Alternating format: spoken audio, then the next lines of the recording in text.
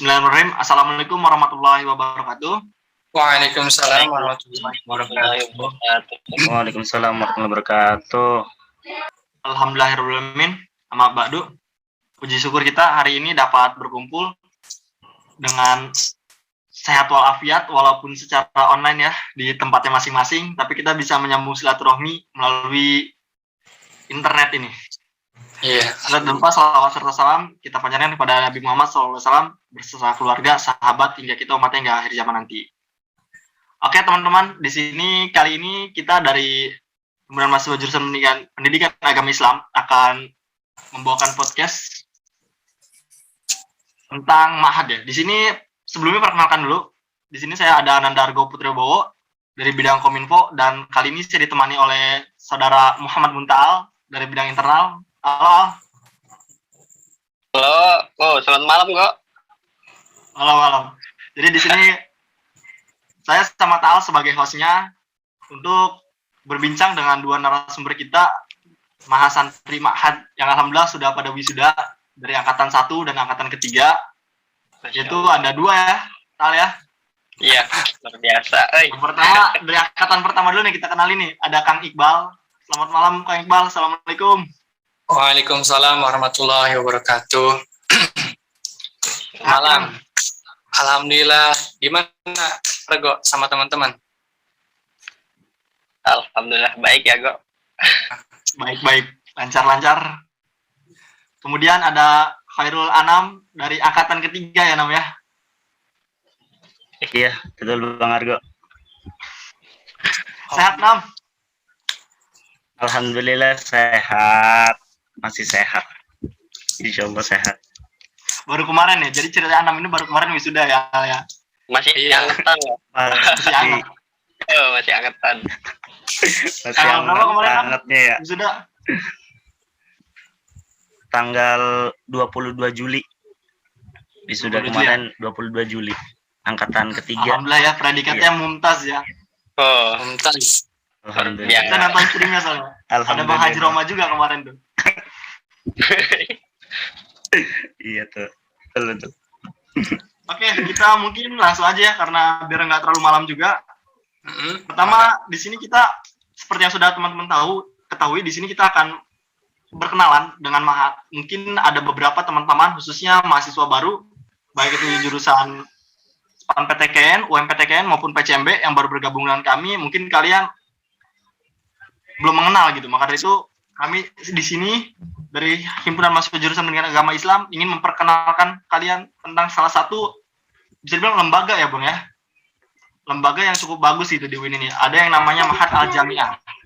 Untuk itu kita menghadirkan dua narasumber ini untuk memberitahu kita seputar Ma'had Al-Jami'ah ini.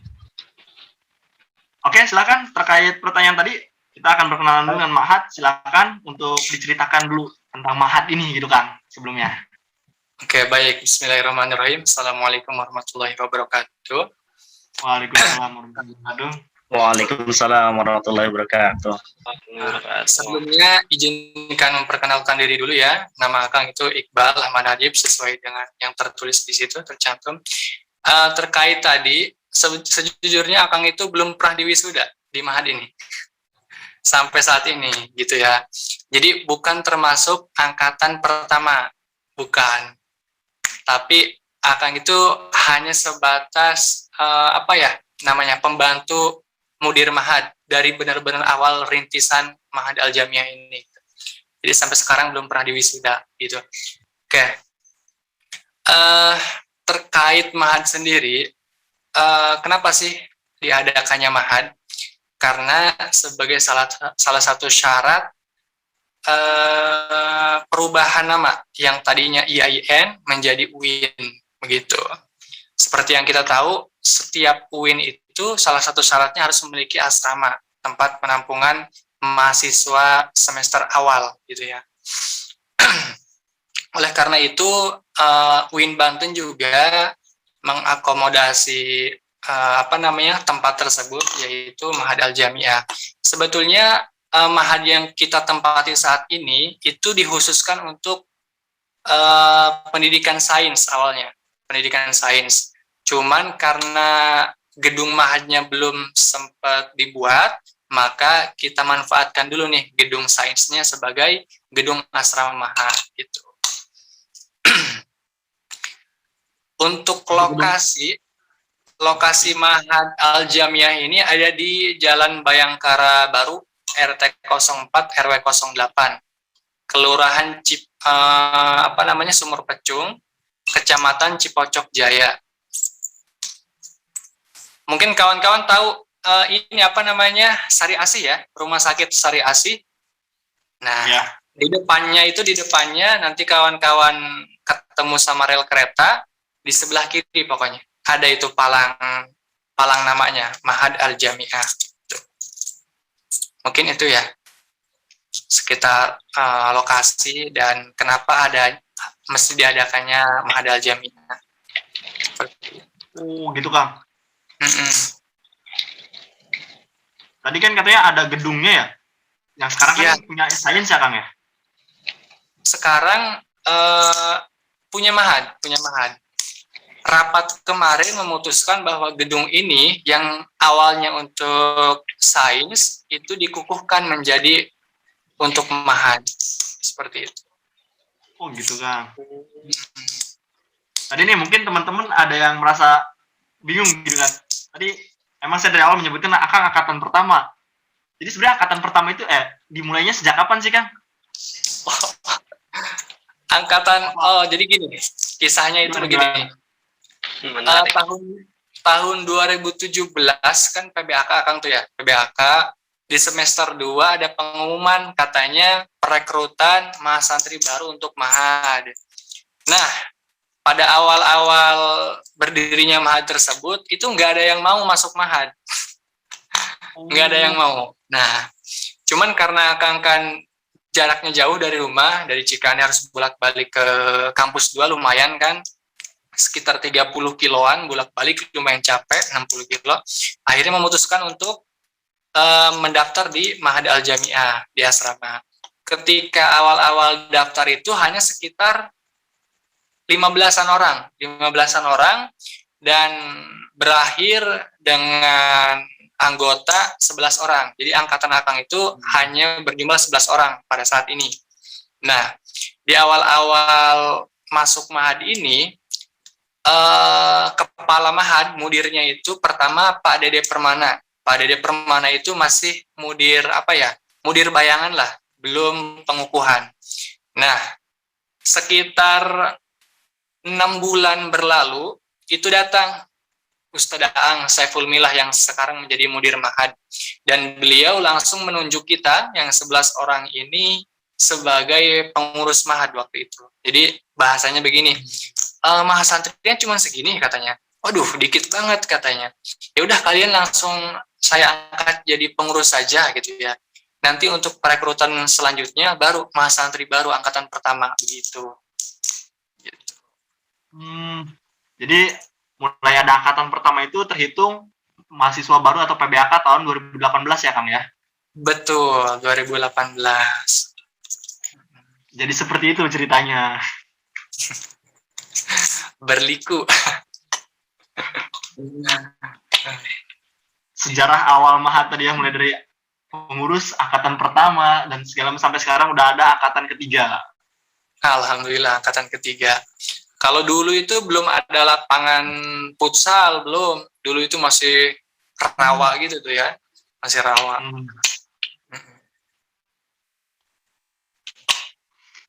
Gimana?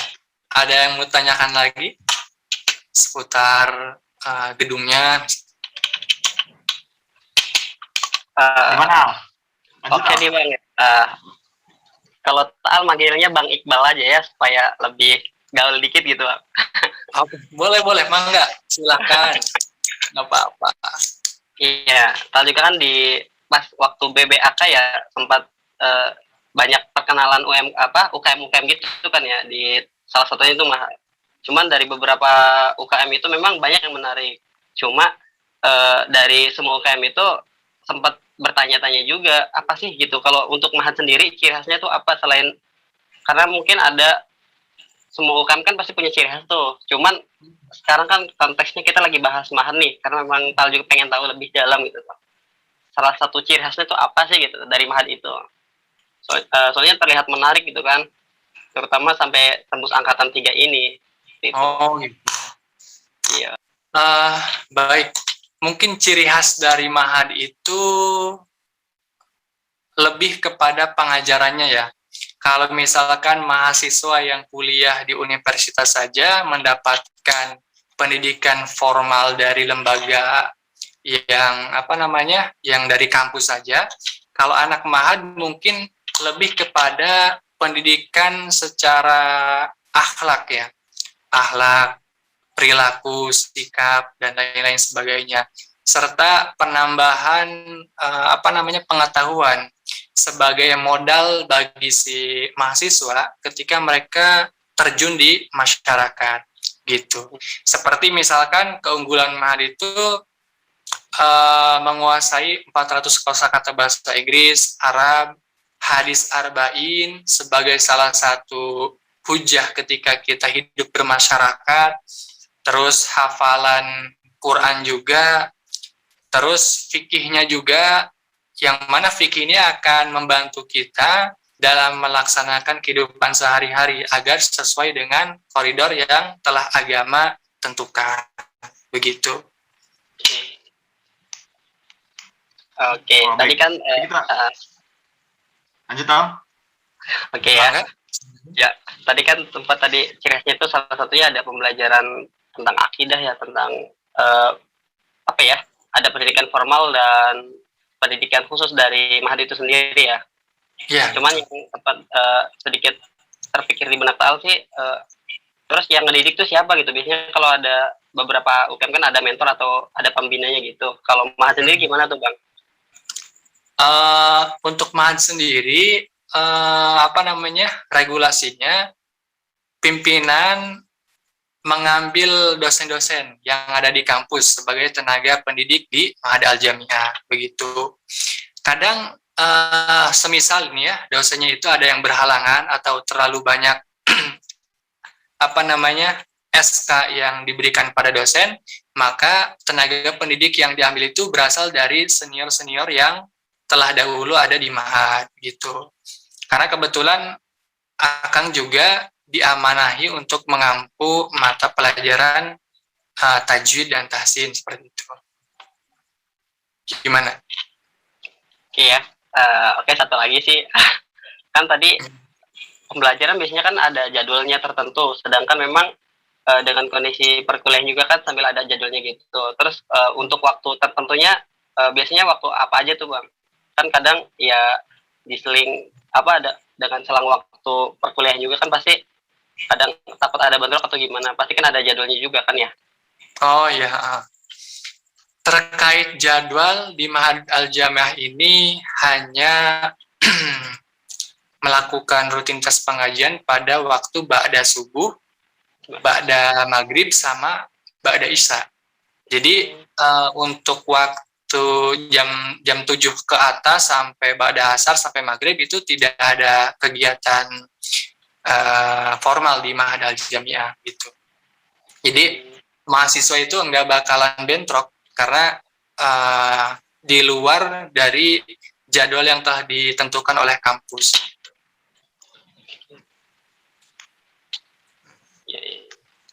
Oke, baik, sebelum lebih jauh nih, tadi kan sudah disinggung sedikit ya Kang ya mengenai pimpinan Mahat ya. Itu yang saat ini menjabat adalah Ustadz Aang Saiful Milah ya Kang ya, betul? Iya betul, Ustadz Aang Saiful Milah.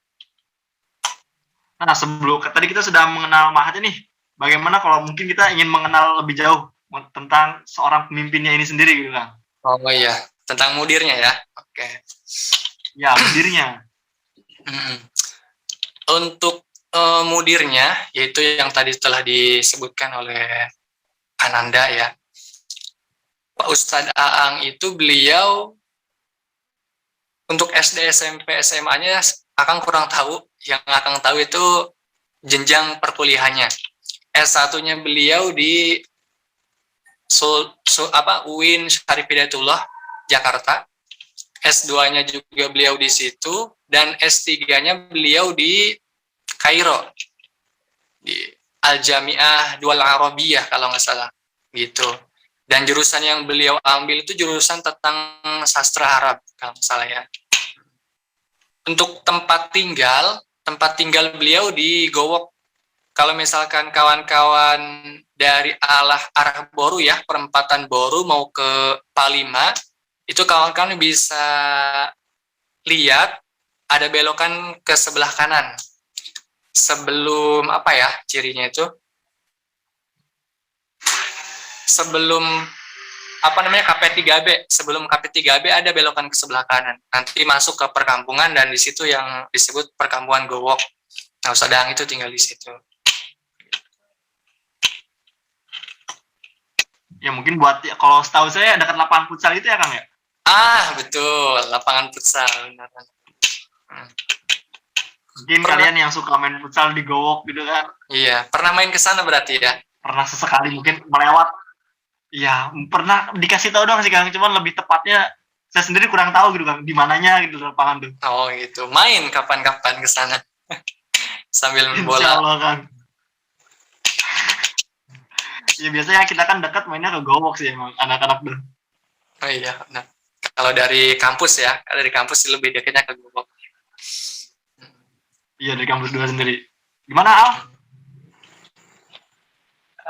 Kalau ngomong-ngomong Gowok, kan kemarin juga habis futsalan di situ. Oh Kan gitu. Atau jalan kaki dari kampus juga nyampe ya.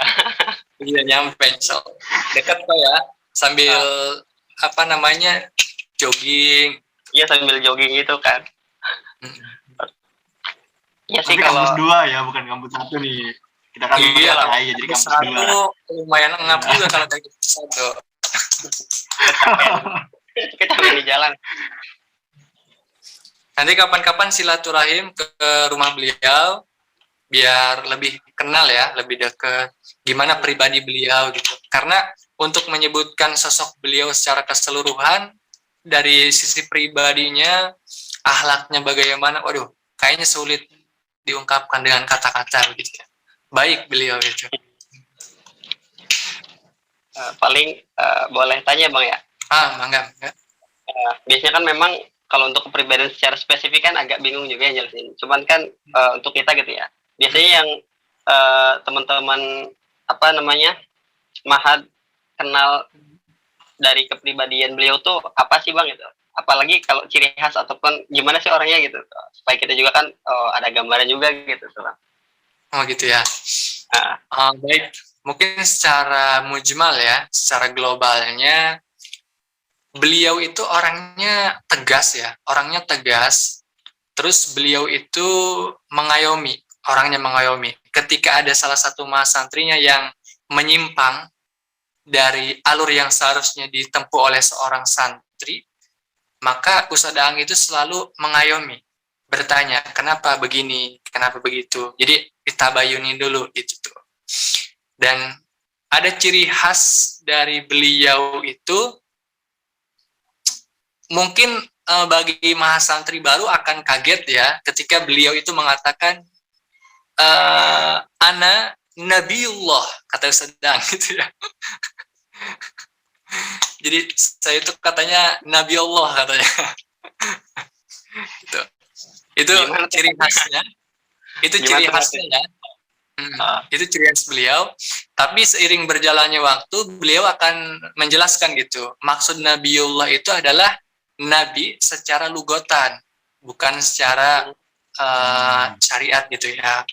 Karena nabi itu kan nabi pembawa kabar atau pembawa berita gitu ya. Nah, dari sisi itu saja Ustadz Daang mengajarkan kepada kita agar senantiasa tabayun terhadap informasi yang baru kita dapatkan gitu. Gitu.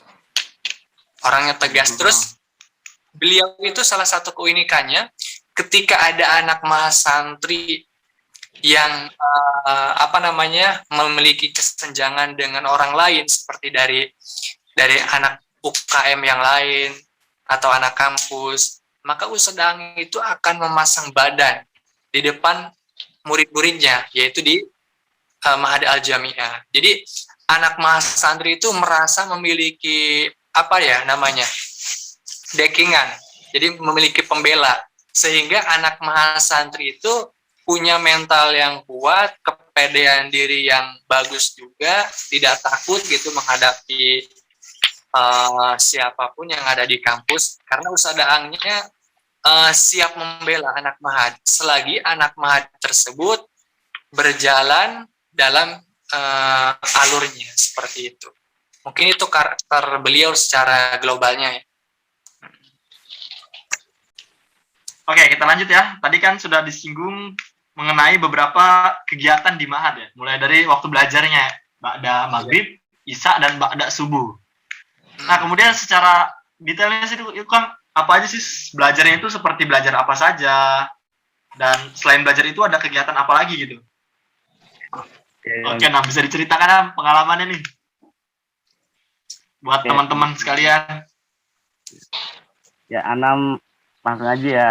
Kalau Anam sendiri kan masuknya itu masuk ke kelas mutawasid. Jadi sebelumnya di mahasantri itu ada beberapa tingkatan, Kang.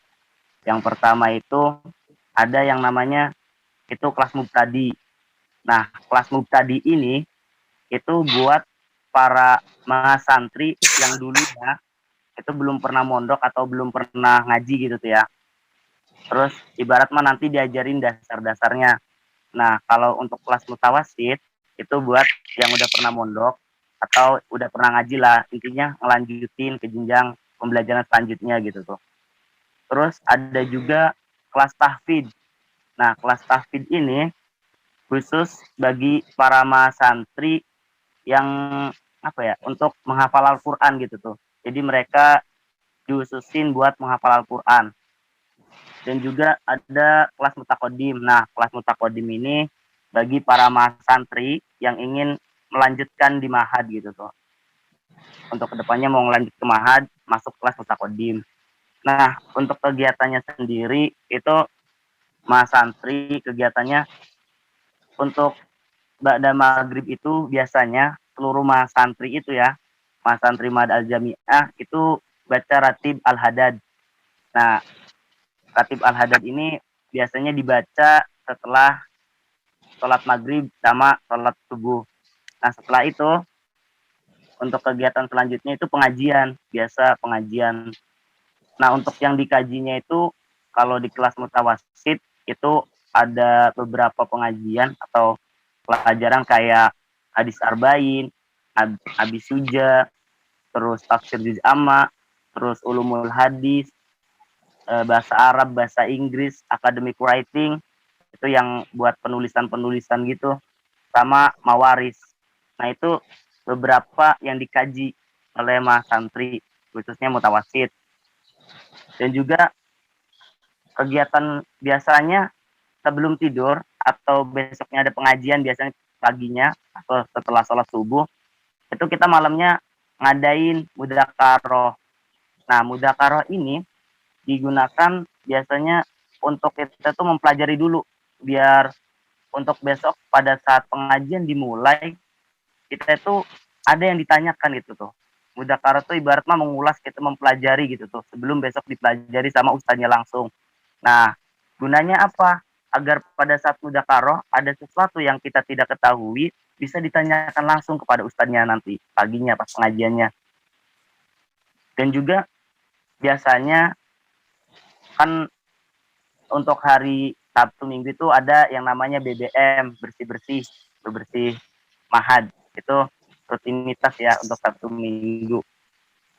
Seminggu sekali kadang bersih. Untuk kegiatan mahasantri itu sih biasanya nggak terlalu padat-padat amat. Soalnya kan kasihan juga, takut banyak tugas kan, mahasantri juga mahasiswa gitu tuh. Tapi ya gitu kegiatannya paling di mahad itu. Ada sedikit tambahan ya. Di mahad juga ada yang namanya, mungkin bahasa ininya mah ekstrakurikuler gitu ya, yang ikut hadroh misalkan. Terus ada namanya tempat bulu tangkis, terus tenis meja juga ada sebagai fasilitas mahasantri ketika mereka itu pengen mengembangkan bakatnya dalam bidang olahraga, kita fasilitasi juga di Mahad gitu. Jangan lupa Kang AC, full AC. Oh itu keunggulan Mahad.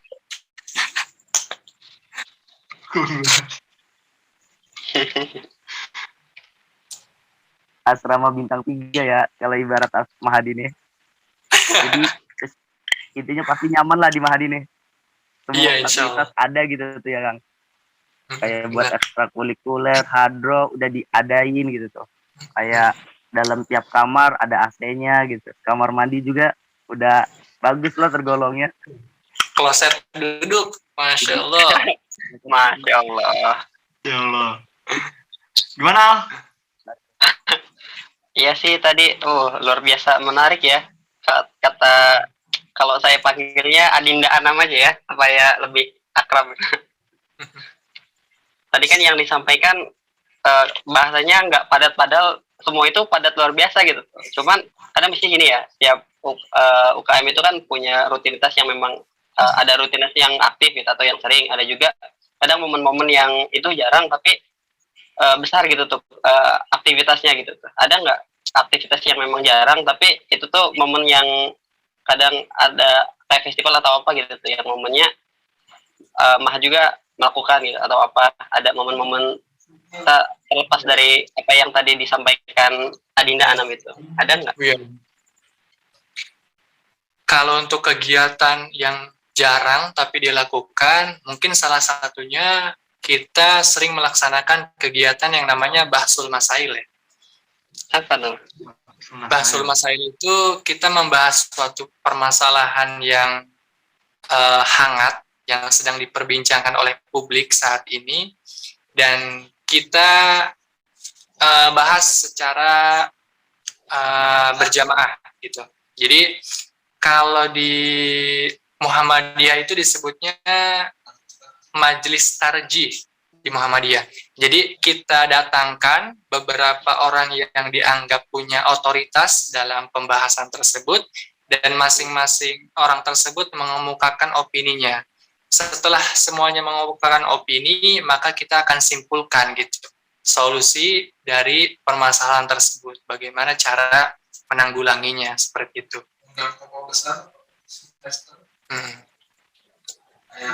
Terus kita juga ada kegiatan Idul Adha ya.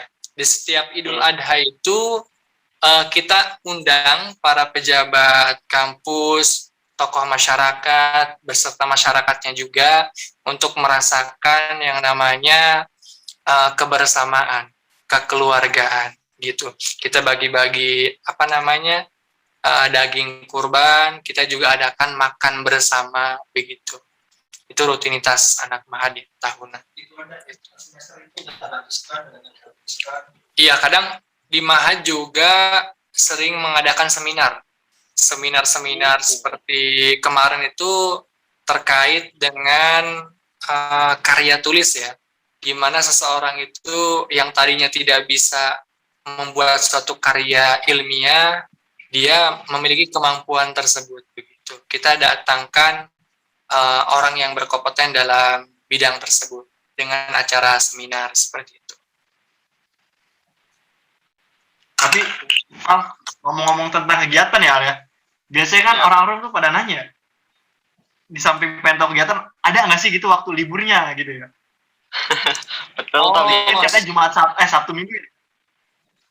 Nah, terkait waktu libur mungkin Anam yang bisa menjelaskannya ya, karena Anam yang lebih banyak mendapatkan beban. Silakan. Gimana itu?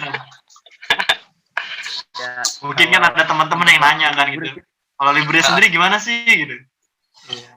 Karena ngedengarnya aja udah, waduh, kayaknya sibuk banget ini ya gitu. Iya. Nah, untuk waktu kepulangannya itu kan hari Sabtu kan ada pengajian nih, pengajian mawaris gitu tuh ya. Nah, selesai jam 10.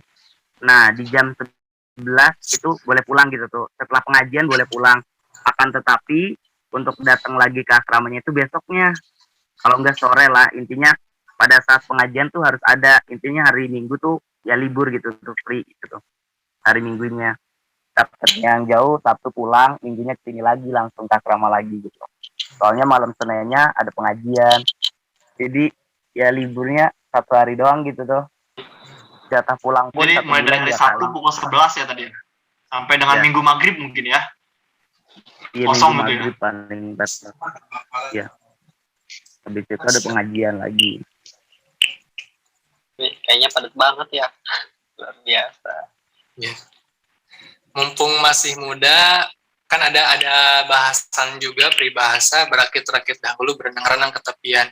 Di masa mudanya kita perih, di masa tua kita mendapat kebahagiaan. Mungkin seperti itu ya.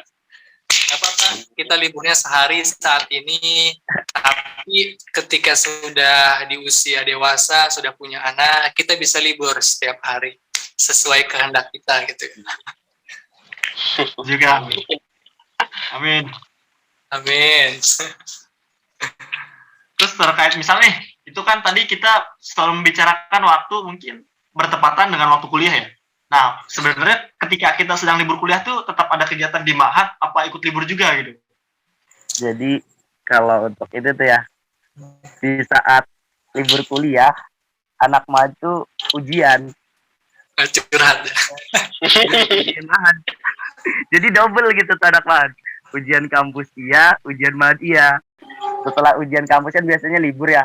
Nah, dapat beberapa minggu, biasanya 1 minggu setelah UAS kampus itu biasanya UAS Ma'had. Semua tuh pengajian UAS gitu tuh. Terlebih kalau waktu kemarin, kalau pengajian lain sih lumayan gitu tuh ya, nggak berat-berat amat. Nah, pas ujian hadis arba ini nanti buat dapetin ijazahnya itu dari ustadznya langsung ya, Ustadz Ang. Itu ngerjain 400 soal. 400 soal hadis itu harus kayak gitu semua katanya. Tapi ya gitulah. Gitu sih. Nih. Tapi di samping itu semua ada apa ya? Ada kesan tersendiri nggak sih dari Anam terutama ya sebagai pelaku orang yang merasakan itu? Ada apa sih kesan yang memang Anam rasakan? Gimana gitu? Ya. Capek sih boleh, tapi nyerah jangan gitu tuh ya. Mantap. Ya, misalnya sih ya otomatis dengan kita ngerjain soal-soal itu kan kita apa ya, ibarat mah mengetes jauh mana kita mau memahami semua apa materi-materi yang dijelasin sama ustadz-ustadznya gitu tuh. Ya alhamdulillah sih ya, apa yang dijelasin sama ustadz-ustadz tuh ketangkep lah dikit-dikit mah gitu tuh. Gitu sih. Kalau Dan dalam juga- ujian kan biasanya Dan juga satu lagi di asrama tuh terkenal dengan yang namanya Rahman Rahimnya. Jadi kita tuh ibarat saling kasih mengasihi gitu tuh antara satu yang lainnya. Jadi nggak boleh ada yang beranteman atau musuh-musuhan, itu nggak boleh di asrama. Jadi harus saling Rahman Rahim gitu tuh ya. Kalau ada yang kesusahan bantu gitu. luar biasa berkesan ya kalau gitu. Tapi biasanya kan tadi Adinda Anam kan nyinggung ujian ya. Biasanya kalau ada ujian itu ada yang sistem lulus nggak sih gitu tuh kan kadang ada ujian yang memang ya kalau ujian aja tapi lulus ke lulus itu mah nomor 2 gitu. Tapi kalau untuk ini gimana? Jadi kalau untuk di asrama itu, kalau untuk kita kalau nilai ada dapat ijazah kan ya nilai. Tapi kalau untuk lulus semua gitu. Tapi predikatnya gitu tuh nanti kayak ada mumtaz, terus jidan gitu tuh kan. Ada tingkatan-tingkatannya nanti pas lulusnya gitu tuh. Nilainya itu bukan pas ujian saja gitu tuh. Jadi selama pengajian kayak absen, terus ngerjain ujian tengah semesternya gitu tuh selama di pengajian gitu. Jadi ada pengambilan kriteria nilai-nilai sama sih kayak kampus gitu. Gak beda jauh gitu tuh untuk pengambilan nilainya. Itu sih. Jadi paling pas di wisudanya nanti gitu tuh. Di wisudanya nanti ada nilainya gitu selama pengajian ini, laporan pengajiannya gitu. Seperti itu sih. Jadi kalau yang bergabung sama Ma'had mah double ya dapat nilainya dari kampus dari hadiah gitu ya. Iya betul. Dan juga uniknya Ma'had tuh 1 tahun di asrama, di wisuda setelah itu tuh uniknya. Jadi gitu. Jadi kalau dengar-dengar tahun sebelumnya kan mereka di wisuda di kampus langsung sama rektor segala macam, tapi sayangnya angkatan ketiga nih online. Online semua deh. Kayak gitu sih. Biasa. 6 tahun. Tadi sampai Ya. mana?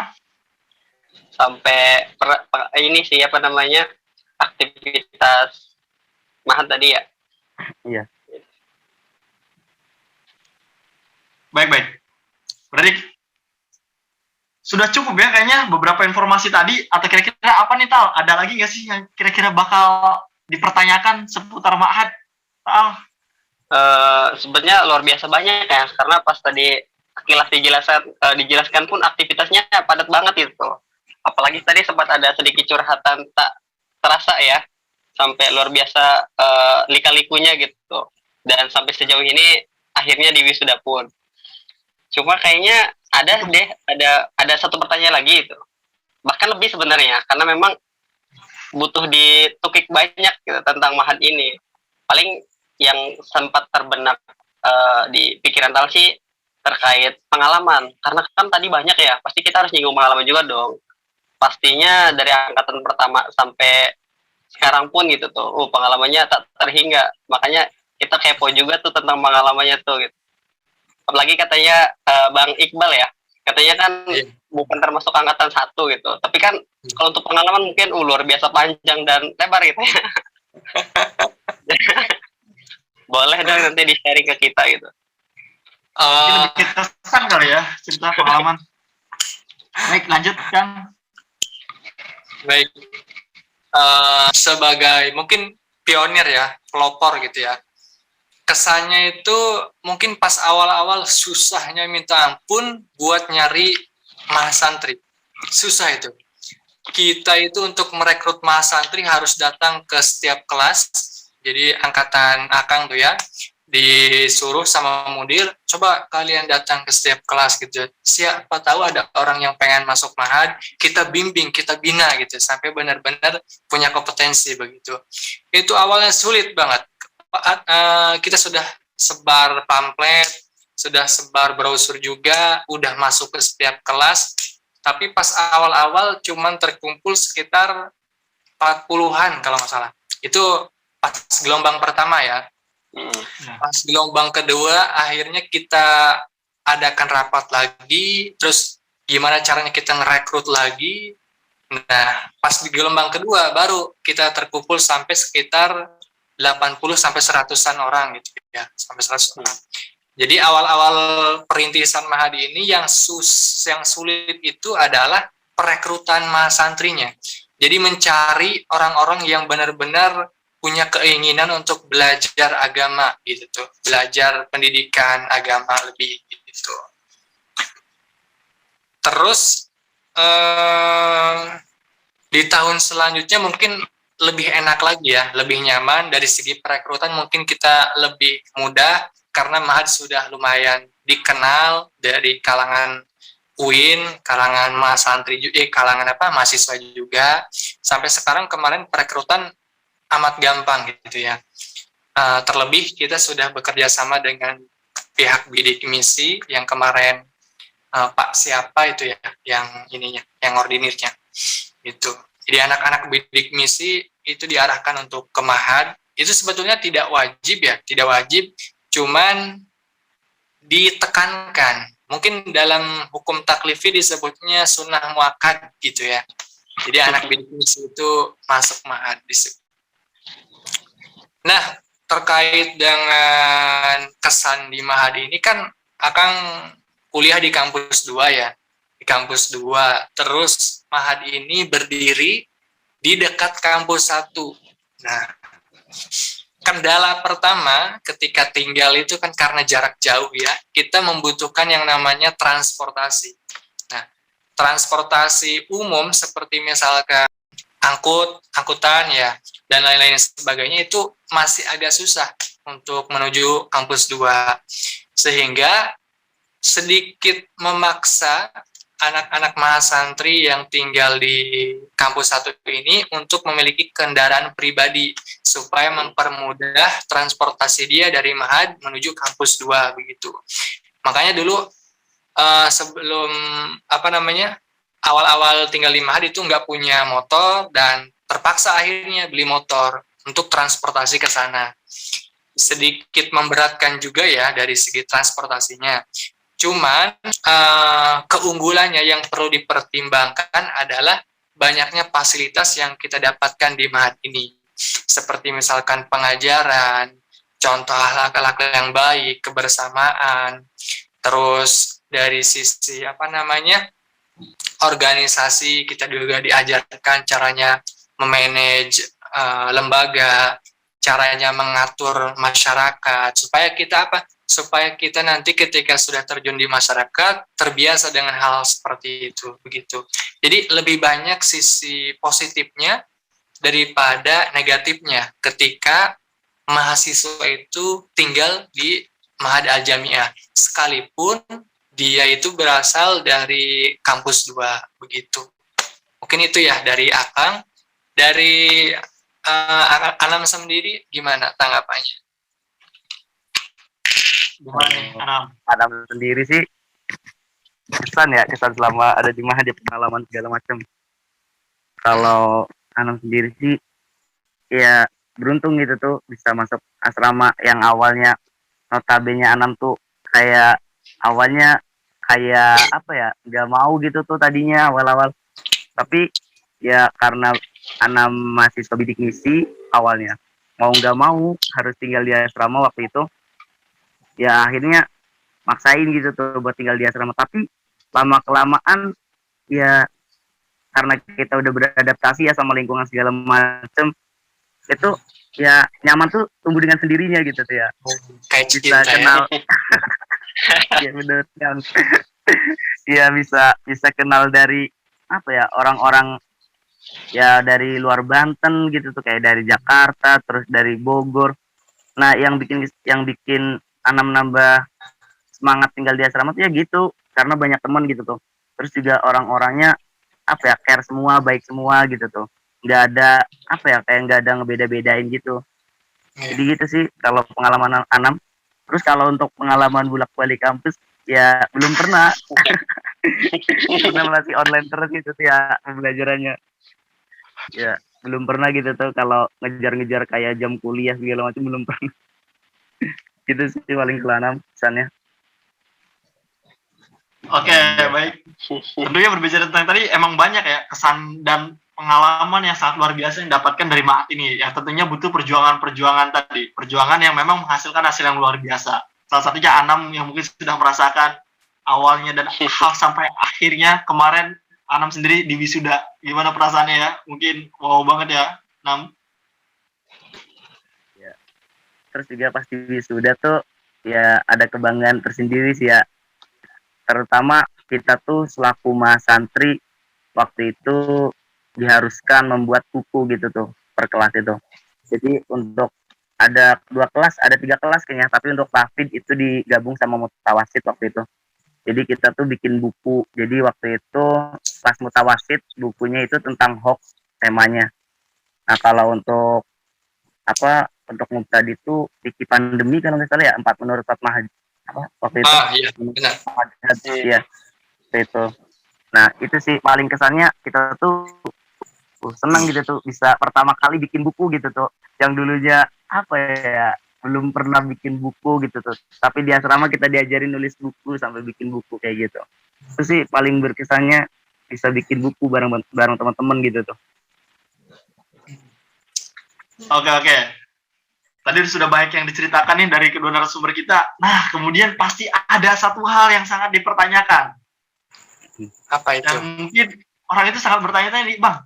Tadi sudah diceritakan bagaimana kegiatannya, kesannya, dan pengalaman yang sangat luar biasa yang dapatkan dan hasil yang sangat bisa dirasakan gitu kan. Jadi gimana sih cara kita daftar di Mahad ini gitu, Bang? Mungkin banyak teman-teman yang nggak tahu kan. Cara daftar mahasiswa untuk bisa tinggal di Mahad, mungkin Anam yang pertama menyampaikan ya, karena alur pendaftaran untuk generasi selanjutnya mungkin akan lebih sesuai dengan prosedur ketika Anam itu mendaftar gitu ya. Silahkan sama Anam.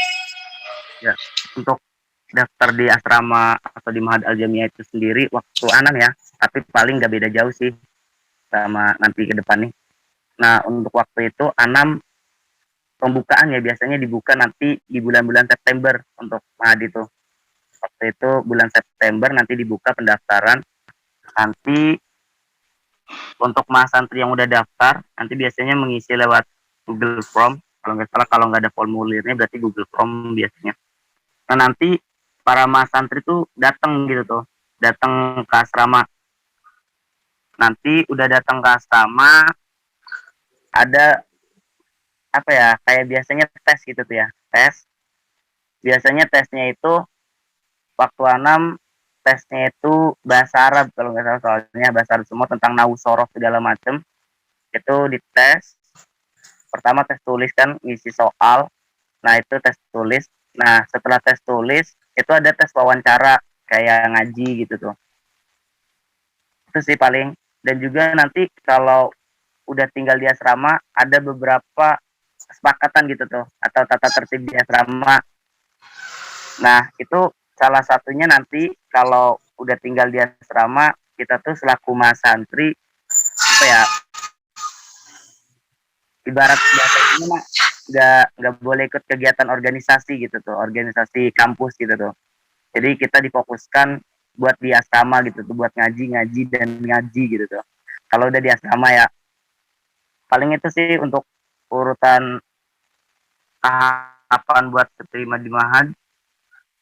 Dan biasanya nanti setelah tes itu kan ada pertanyaan tuh, mau kelas tadi, mutawasid, tahfidz gitu tuh. Kalau tahfidz ini biasanya langsung gitu tuh, langsung direkrut.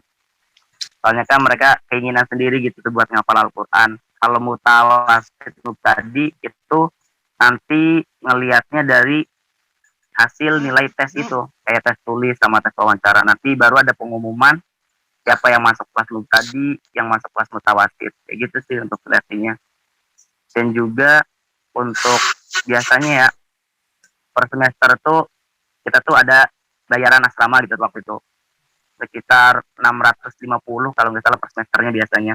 Ya standar lah buat mahasiswa gitu tuh. Terus lagi fasilitasnya banyak gitu tuh, lengkap gitu tuh. Kayak gitu sih untuk tahapan-tahapan seleksinya.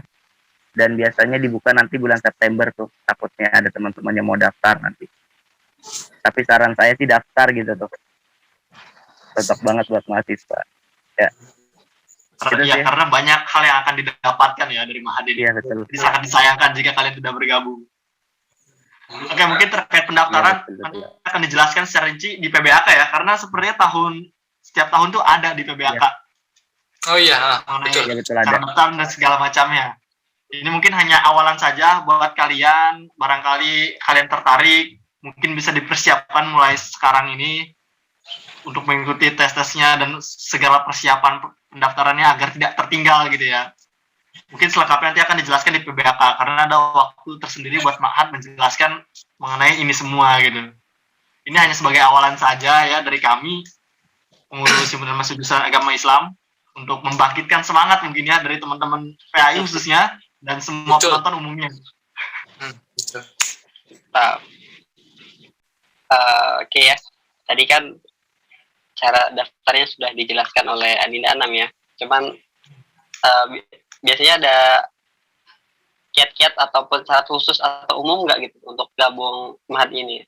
Kalau misalkan ada kan, itu salah satu bekal teman-teman yang nanti bisa join ke Ma'had nih gitu. Ada nggak tuh? Adinda Anam atau kalau untuk syarat khusus sih nggak ada ya. Soalnya intinya ada kemauan buat ngaji aja gitu tuh. Dan juga syarat ya paling ada kemauan ngaji buat ngaji di asrama gitu tuh, dan mau tinggal di asrama gitu tuh, ngikutin pengajian sampai selesai. Kalau buat syarat-syarat sih nggak ada gitu tuh. Kalau pas saya sendiri ya, waktu angkatan saya ya itu doang sih, nggak ada syarat umum atau khususnya gitu tuh. Dia harus niat ya, kita harus benar-benar niat mau ngaji. Ada kemauan ya. Yang penting niat. Oke, baik. Iya. Kenapa? Iya betul. Hadis Arwin pertama enam. Pertama. Iya. Aku lebih niat. Baik, untuk keseluruhan bisa saya rasa cukupkan ya. Terima kasih buat semuanya. Adapun nanti jika masih ada yang ingin dipertanyakan dari para penonton sekalian, bisa komen atau DM langsung ke kita atau mungkin DM ke Mahadnya langsung ya. Iya, betul. Ada Mahadnya itu Instagramnya apa? kok. Mahad Ada Win Banten. IG-nya. Ya, Mahad. Ya, ADG-nya. Nanti bisa kita tag di postingan Ada. ini. Ya, Boleh. bisa kalian DM langsung ke sana atau DM kita untuk disambungkan lagi ke pihak Mahadnya. Barangkali ada beberapa pertanyaan ya, Kang ya. Iya. Mangga. Kita welcome kok. Welcome. Makanya jangan ragu ya, Kang ya, buat nanya-nanya ya, Kang ya. Iya, mangga. Harus. Oke, baik, sekali lagi. Mungkin itu aja ya dari kita semua. Itu aja mungkin yang dapat kita sampaikan saat ini.